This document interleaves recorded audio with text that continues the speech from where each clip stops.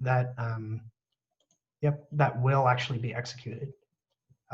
So that's a big deal. You just want to make sure that when you render twig attributes, you wrap them in quotes. Yep. And if you're asking questions or doing chat, I won't read those until the very end, just so you know, so be patient. The next way that people kind of get tripped up is misusing render arrays. You know, Drupal has this very old render array system that introduces loads of new vulnerabilities, including cross-site scripting. So just to go through these code examples, there's an HTML tag render element, and it basically lets you use render arrays to construct HTML. So if you use this and you say, I want an A, like I want an anchor tag, and then you pass a href that's provided by the user, a URL, that isn't sanitized as if it was a URL.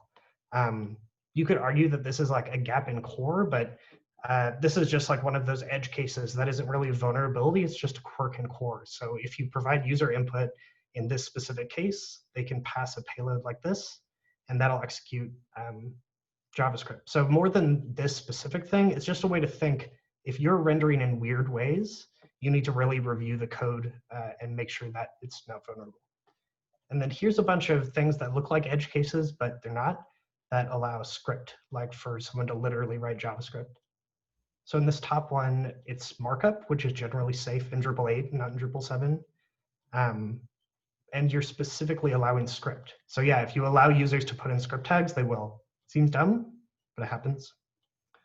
The next is using this hash children. This is like an internal Drupal thing you're never supposed to set. And yet, in a lot of custom modules, people set this because they're desperate or can't work around a bug and they just want a quick fix. So that's really unsafe. And then also any string you pass to the translate API, which is T, is considered safe already. So if you just pass straight user input in, they can put in whatever they want and that'll be converted to a markup object that is safe. So don't do that. Escape this before you pass it in.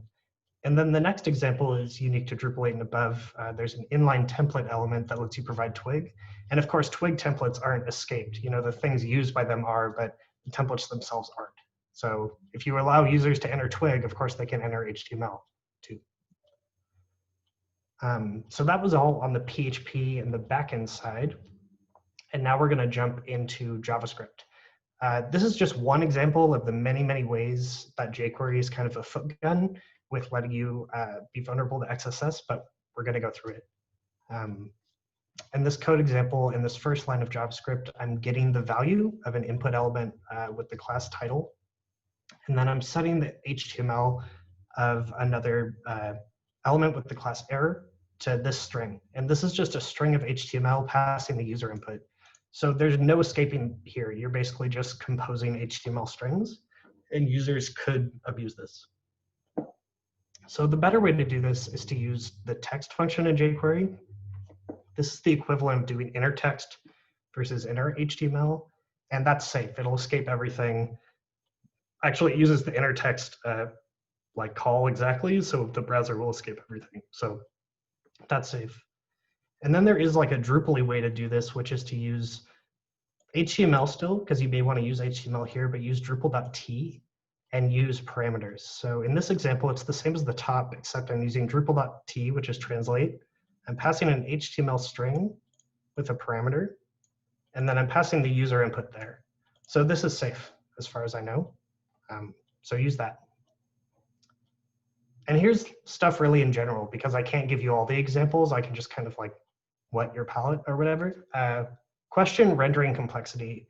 You know, if your code is just using normal twig templates and you're wrapping all your attributes in quotes and you're not like calling raw, for example, like the raw filter in twig or something like that, you're probably okay.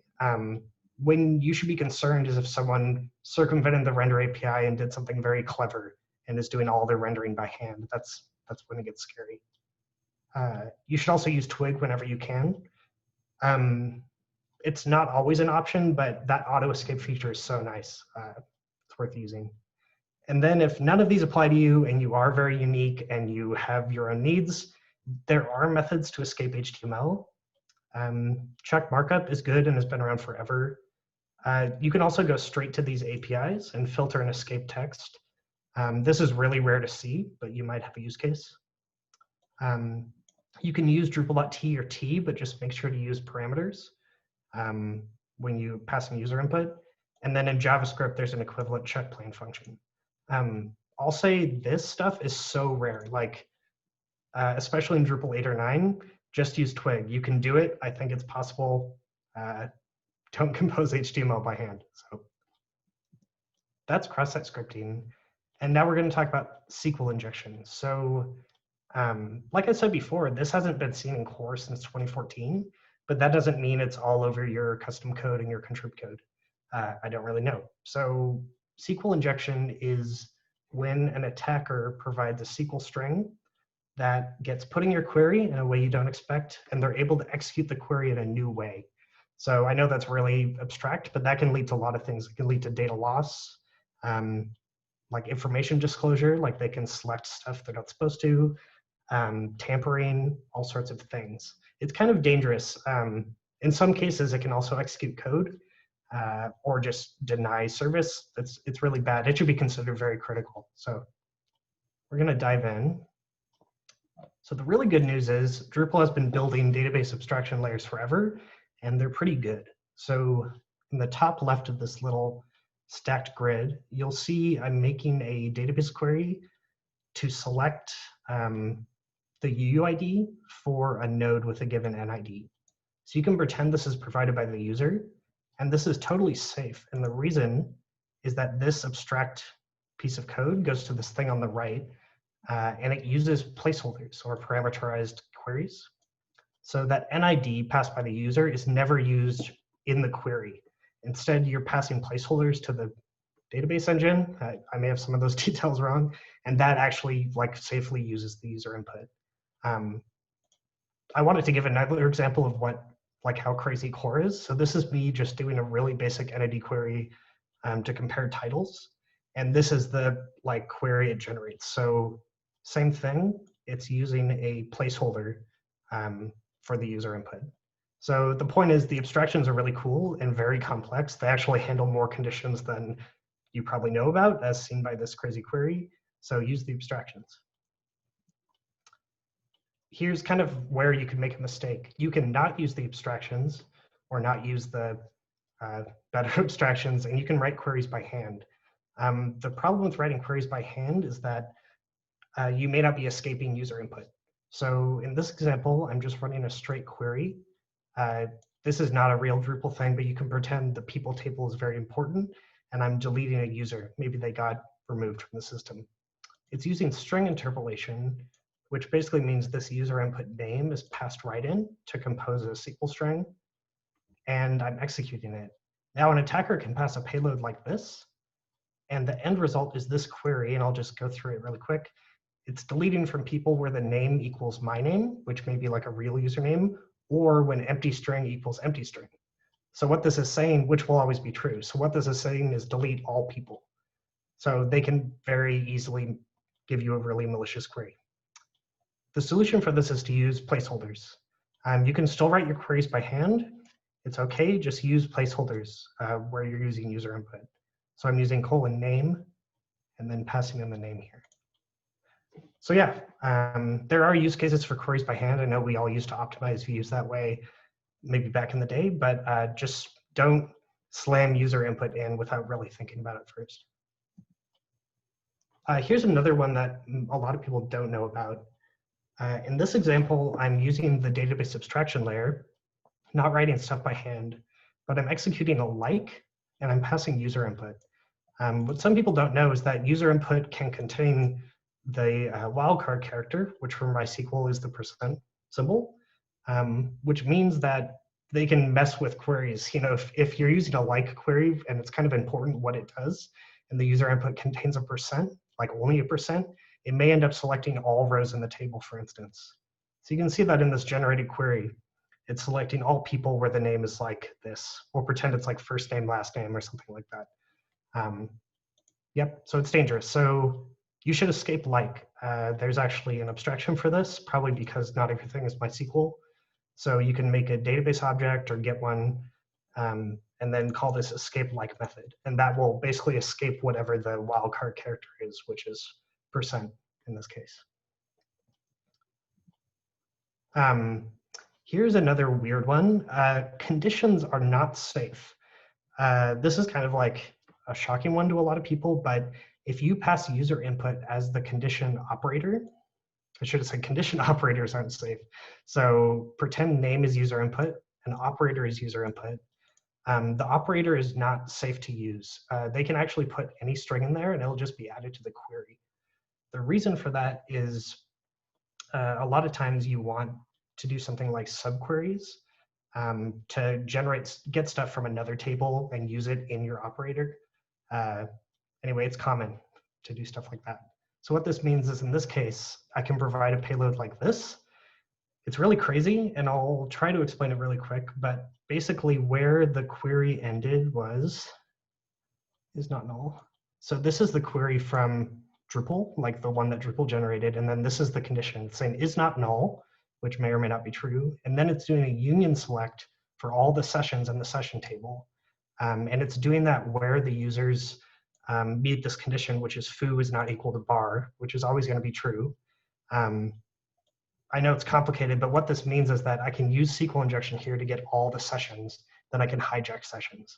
You actually can't do this quite this easy in Drupal 8, but stuff like this works perfectly in Drupal 7, and I've done it, so scary. So user operators basically don't let users provide these. Use like an allow list of operators that you trust, and only use those. Yep. So in general, use placeholders everywhere. There's no reason not to do this. And as I say that, there is one thing that placeholders can't do, that's table and field names. Placeholders don't work there. Those have to be really in the query. But it's rare that users are providing table and field names. So use placeholders.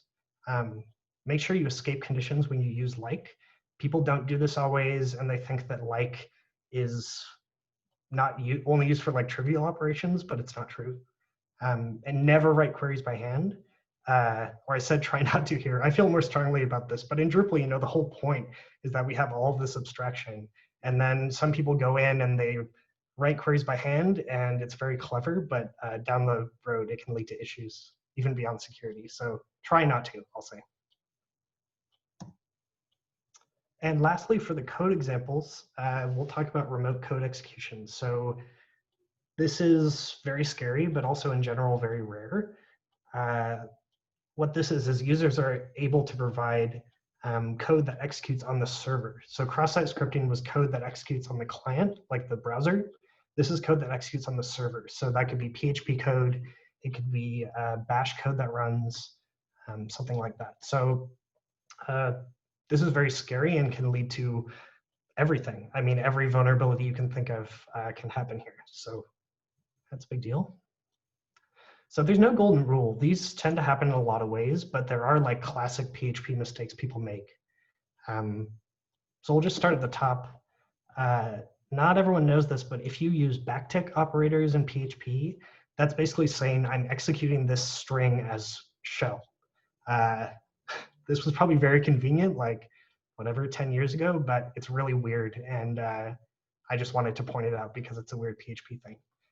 The vulnerability here, well, first I'll say what this line does. This uses image magic on the command line to convert a user-provided file name to a ping. The problem here is that the user-provided file name isn't escaped in any way. It's basically used just like string interpolation and thrown in. So that could be like magic convert, you know, whatever random file name you know exist, and then you can just write a semicolon and any bash script you want.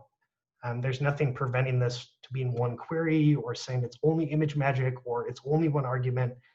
There's no validation. So you can write as much shellcode as you want, and that's really bad. The example below that is exactly the same, but using shell exec, which people are a lot more familiar with. And then in white here is the right way to do this. You can call escape shell arg. And I think all this does is quote arguments and then escape quotes. Maybe I should know for sure, but this is the safe way to do it. I will say this isn't perfect because, again, it doesn't know the context you're using things in. So if you're using like Drush and passing user input to a drush command, and you use this, file name can be like an option too. So it can be like dash dash SSH and then all sorts of options. And escape shellard will quote that, but then drush will just read that as like a long option and parse it. So I know I'm like throwing a lot of words out, but the point is this is safer, but it's not like perfectly safe. I think instead of doing this, just like think about what you're doing and reconsider things like, why are you executing shellcode with PHP? The solution here is probably just don't do that and not like escape user input better. I know that's like a bold thing to say, but sometimes the solution is don't do that. So that's my ideal solution here. The next is using eval or any equivalent thing to execute random PHP code. Don't do this. I think the common way I've seen this used is assert. People will use assert and then some random PHP string to make sure like a variable meets certain constraints. That might make sense for tests, but don't do that at runtime, especially with user input, because this is just a string treated as PHP code. And if users provide input here, that's really bad. They could write whatever PHP code they want. So never use this. There's no white section here because there's no safe way to do this. Just don't do it. The next one is probably the most common way we see code execution now, and it's unserializing user input. This leads to an attack called object injection, and it's really complicated, but basically users create objects with their serialized PHP string, and the creation of those objects or the destruction of those objects or all sorts of stuff lead to code execution. This happens again and again. It's really bad. Before I go into the best way to do this, just don't do this. If you can use JSON or XML or literally anything else, do that. Just don't use PHP serialization with user input, where the users provide the serialized string. You know, there's edge cases. But in PHP 7 something and greater, maybe 7.1, we have this second argument to unserialize, which lets you pass an array of allowed classes to instantiate from the string, the serialized string. So that means that you can, if you really need like PHP classes in this, you can set a list of ones you allow, and that will prevent object injection. Even more safely, you can just pass false, like this example, and this means that only like PHP native types will be used. So that's like scalars and arrays, and maybe even standard class objects. So this is better. But again, this is an area where if I see this in code, I'm like, this is bad. Even if they do this, it's we've come a long way. Don't do this anymore. I know there's edge cases, but yeah. And then I think this is the last code example for this, but RCE, remote code execution, can be really hard to spot. So we'll go through these one at a time. So this top thing is twig. So you may know that you can pass variables to twig and render them. You may also know that you can pass render arrays to twig, and those get rendered too. That actually means you can just write render arrays in twig. So in this example, I use hash markup to render some markup. This seems like a weird use in twig, but this totally works. So that's interesting. But render arrays are really powerful, so powerful, in fact, that you can execute code with them. So in this next example, I'm using lazy builder, which is usually internal. A lot of people don't know about it, to execute code on the shell. So if you run this in twig, in Drupal 8 or 9, like if you just execute it as twig, it'll make a file called temp.hello on your system. So I said twig is safe, but there's caveats because of the way Drupal uses twig. If you allow random users to write twig, that's not safe. If you render user input in twig, it's a little more safe. So this is a bad thing, and I found this and reported this, so it's public, and it's mitigated in Drupal 9, but that mitigation basically just prevents like the type of this we know about right now. There's nothing private that I know that makes this worse, but this is like pretty bad and makes me not trust user-provided twig templates in general, even though we did have a fix for this in Drupal 9. So yeah, the point of this slide, though, isn't to scare you about twig. It's to say that RCE is hard to spot. You can't just like say, oh, there's no eval, I don't have RCE. You know, you can have code that executes code somewhere else in your whatever call stack or something. So just be aware. Yeah, in general, just from what we talked about, dynamic shell commands are really bad. Really hard to secure these, even if you use the APIs to do it. So just watch out. Don't use eval or any equivalent. Don't use assert or any of that at runtime. Even if it's not user input, I just say don't do this. I mean, we're not writing stuff that's so complicated. We need these features, I think. So don't do it. There's other ways. And don't unserialize user input. Even though I'm saying allowed classes is great, I just think it's not a good practice. I think it's really great that PHP gave us that, but let's just try not to do it at all. It'll just make my code review a lot easier. So that was all the code examples. And that was like the top, what people consider the top 3. But like I said, we haven't seen SQL injection in core since 2014. So here's a list of bugs that I think we should be focusing more on in the future. So the first is called indirect object reference, which you can also just call access bypass. But specifically what this is when things are referenced like by ID or by UUID, this bug is used to reference something you normally don't have access to gain access to it.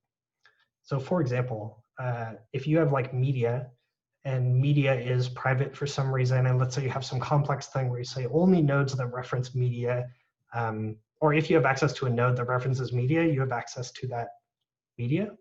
Hope I'm making sense. The IDOR vulnerability there would be if something else references that media that's not supposed to, and now through some chain of access, you now have access to it. I'm sorry I don't have diagrams for this, but basically what you need to do to prevent this is check access when you're referencing things. If you're using entity reference fields, you're probably okay, but if you're doing something clever in your own references or your own like storage format for IDs, just check access. You know, when a user says, I want to reference node 1, just check that they have access to node 1 first before you just let them do that. So you can do that with the entity API. You can just call the access method on entities. You can do that with permissions checks, depending on other stuff. And you can also check things like owner. You know, that's a common thing to be like, okay, you can reference whatever you want if you are the owner of it or something like that. So keep that in mind when you allow user references to arbitrary objects. The next is server-side request forgery. This would be hard even for me to diagram, but basically, this vulnerability lets users request things from your servers to your servers. So what I mean by that is, imagine you have a Drupal module where users can enter a YouTube video, and you like download some metadata from that YouTube video. Like you go to the URL they provided and you download something. That's your backend Drupal server making that request. What makes that scary is that your backend Drupal server is probably somewhere that attackers don't know about. It might be in like a completely internal network behind a VPN. It might just be on like an obscure IP address that they wouldn't know about normally because you're behind a CDN and a million other layers. And now you're reaching out to something untrusted with that server. So if they provided a malicious URL instead of YouTube, and let's say it's like a server they run, now your server is talking to their server and they have your IP and all sorts of other information. They can also do that to reference servers within your internal network to be like, okay, what's on localhost? Okay, is this port open? So this is kind of a scary thing, but it's a lot harder to pin down. But the reason I bring it up is it's getting really popular, especially in bug bounties, to find these. So here's what you do to protect yourself. Validate URLs users provide. Validate the protocol, like HTTPS, validate the domain, validate everything. It helps a lot. If you really want users to give you random URLs, like truly random, you can run an internal proxy that only has access to contact like external URLs or something like that. Basically, you can have a proxy make the request instead of your Drupal server, and that just takes things away from you. And then you can add all sorts of security on that proxy server. So this one, I know this is hard to wrap your head around, but maybe Google it and Google will have a better explanation than me, but something to think about. Then another thing is untrusted file operations. You know, I showed you a graph of the last 2 years of core vulnerabilities by vulnerability type. But if you viewed that same graph by like API, the file API had by far more vulnerabilities than any other part of core. So that's really scary. Yeah, files are really hard to work with. They're hard to validate. There's a ton of vulnerabilities both in PHP, core, that are public. I'm not saying private vulnerabilities, but there's just a lot of problems with them. It's really tricky to safely let users give you a file path and know that that's going to be okay to use. So here are my tips. Use Core's file API whenever you can. If you're doing something really custom, really validate user input. And here's some examples of validating user input. Check the protocol. If you don't need a protocol, just make sure there's not one. Make sure that it's a relative path, for instance. Check for path traversal. So this is when people are adding .. / a million times to get up to a root directory in a server. Check the extension. If you make a custom API that only allows JPEGs, make sure that extension is .jpeg and nothing else. And then check the file name. Don't allow them to add dot files that may change the level of access on your server or the configuration. So, excuse me. So those are some things you can do, but just be really careful. We haven't really figured this out even in core. Yeah, files are kind of scary. So this is about it. Yeah, that was faster than I thought, but I did remove slides because a lot of stuff is fixed in PHP 7 compared to 5. So in general, even with all this specific technical advice, a huge step you can make is just make security review a part of your workplace. When someone makes a PR, ask questions like, is there cross-site scripting introduced here? Is there SQL injection? Is there remote code execution? Is there a code smell? Like, does this seem really complex? It seems insecure, but I can't pin it down. You know, have someone on your team, whether that's a senior person or a more junior person that is really into security, just have that be part of their job. It's huge. Even if you're not an expert, at least you have a process for dealing with it and thinking about it. And then culturally it matters too, because as you start finding vulnerabilities in your custom modules and themes, you know, you can build that work culture where people want to do things securely. Kind of weirdly, I think that Drupal is probably dealing with accessibility better than security now, which is awesome, but they're kind of closely related. It's something that you don't need to ship something. I mean, unless you're in government and you're actually following rules, but you don't need it to make things work. You need it to make things good. So you need accessibility to make like a complete working product, and you need security too, even if users can't see that. So yeah, that's about it. My contact info is on bottom. I think it's Twitter and then Slack, which I'm on right now. So you can always ping me there after if I don't get to a question. And then that's my website. I have some security blogs. I'm not selling you anything. There's no ad trackers, so feel free to visit it without thinking I'm hawking anything. But yeah, that's it for me. Okay, you had some questions and they were asked while you were presenting, but someone, I think, is that a jQuery specific issue? But I think it was related to what you were talking about and you may have addressed it, or JavaScript in general. Yep, so probably this slide, I'll say JavaScript in general for sure. This HTML thing is calling .inner HTML on the DOM element, and that would be the same problem with JavaScript. jQuery does introduce a lot of unique bad things, but this is not one of them. Yeah. And someone has just asked, what are your thoughts on tools like OAuth Zap to crawl for vulnerabilities, or any other tools as a part of a DevOps process? Yeah, so I have some experience setting up, I'm not sure if this is exactly what you're asking, but there are automated tools that help with security. Like people use SAS tools, which means static analysis, security testing, and DAST, which is dynamic, etc.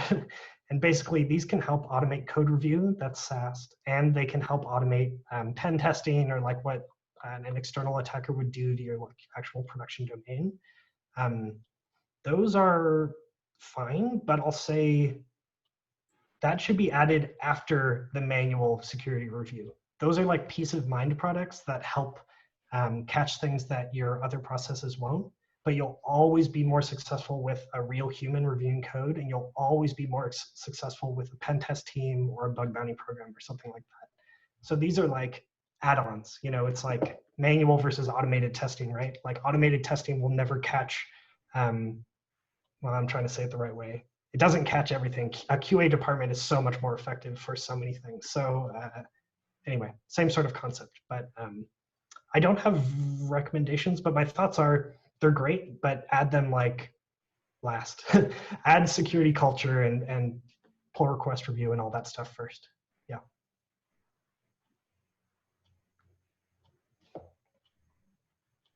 Thank you so much. Any more questions?